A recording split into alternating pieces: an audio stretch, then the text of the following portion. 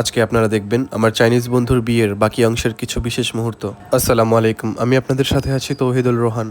চলুন আজকের ভিডিওটি শুরু করা যাক। 新娘，我来了。 ইনি হচ্ছে আমার বন্ধুর ভাই, যার বিয়েতে আমরা এসেছি। আজকে আমরা যাচ্ছি কনের বাড়িতে তাকে নিয়ে আসার জন্য। তাই বরযাত্রা বের হওয়ার আগে বিয়ের বর এবং তার পরিবার চাইনিজ সংস্কৃতির সকল নিয়ম কানুন আর আনুষ্ঠানিক কার্যকলাপগুলো সম্পন্ন করছে। পুরো প্রক্রিয়াটি আপনাদের সাথে শেয়ার করব।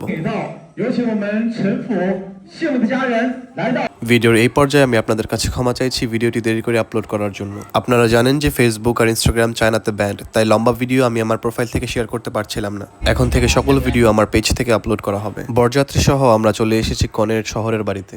বিয়ের সকল আয়োজন ওদের শহরেই, তাই বরপক্ষ এখানে এসেছে সকল রিচুয়াল সম্পন্ন করতে।